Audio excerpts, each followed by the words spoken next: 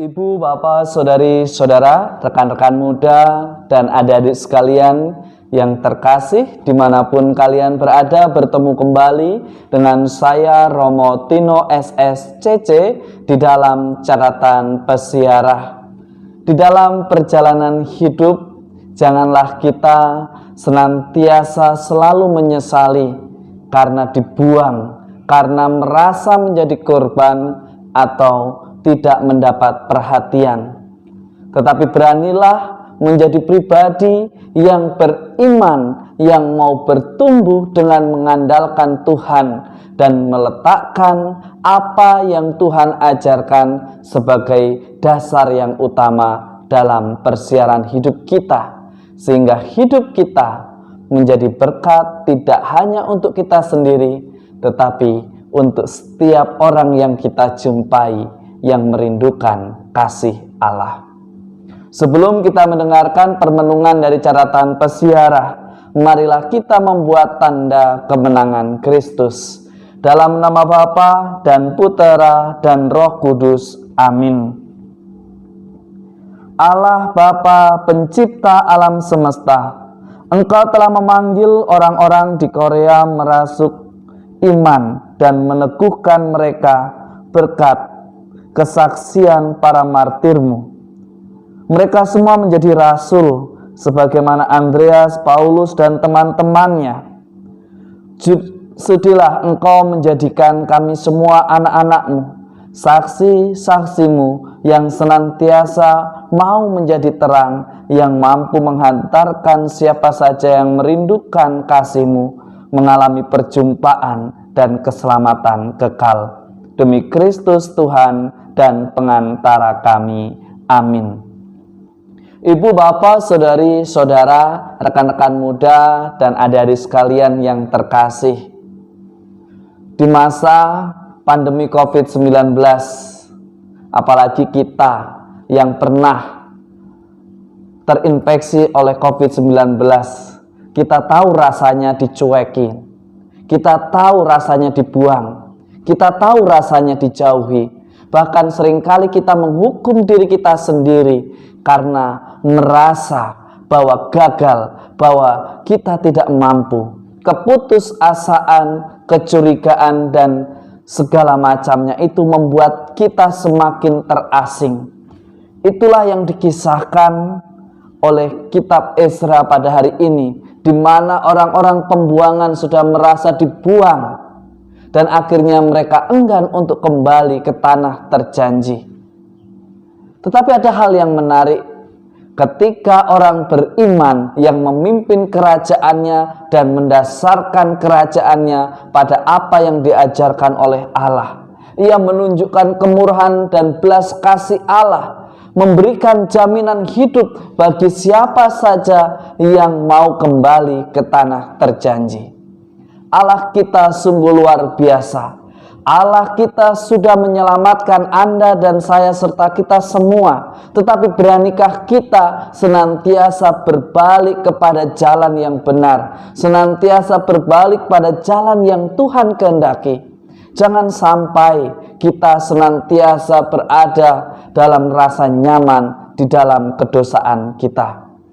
Ibu, bapak, saudari, saudara, rekan-rekan muda, dan adik-adik sekalian yang terkasih, kita diajak untuk senantiasa berbalik kepada Tuhan. Terutama bagi Anda, saya, serta kita semua yang seringkali masih keras hatinya, yang seringkali masih dikuasai oleh nafsu, sehingga membuat kita tidak lagi mengenal mana yang baik, mana yang tidak baik, mana yang menjadi sesuatu yang Tuhan kehendaki dan mana yang mestinya dijauhi. Sebagai orang beriman, kita diajak untuk senantiasa bertumbuh dan berkembang. Sangat menarik prinsip hidup yang dihidupi oleh para misionaris di Korea. Mereka mengatakan, jadilah orang Kristiani bila engkau berharap untuk bahagia setelah meninggal dunia, karena Tuhan memiliki hukuman abadi bagi mereka yang menolak untuk mengenalnya. Beriman dalam pandangan ini, kita diajak bukan untuk pamer agama, karena beriman berarti kita menghidupi, memiliki kualitas yang ditawarkan, bukan hanya dalam keindahan kata, bukan hanya di dalam keindahan suatu kegiatan yang memukau banyak orang, tetapi bagaimana kita diajak untuk bertumbuh menjadi pribadi yang beriman dan berintegritas.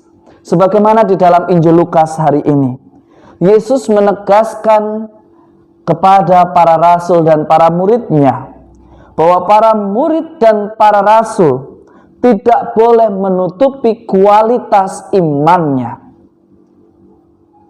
Dan sebaliknya juga, Yesus menunjukkan dan mengajak kepada mereka semua untuk senantiasa menunjukkan apa yang diimani, tidak hanya di dalam khotbah yang begitu indah, rangkaian puisi dan kata yang begitu menyejukkan, tetapi bagaimana kita diajak untuk hidup di dalam tindakan dan perbuatan kita dalam menapaki persiarahan hidup kita di dunia ini.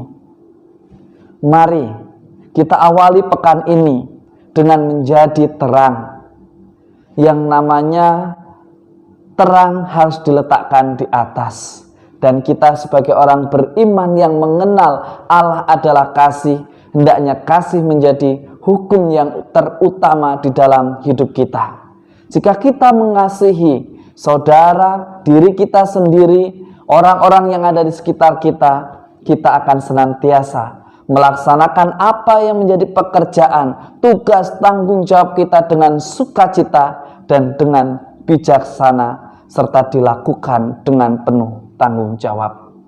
Semoga berkat Tuhan senantiasa melindungi dan memberkati kita semua, dalam nama Bapa dan Putera dan Roh Kudus. Amin.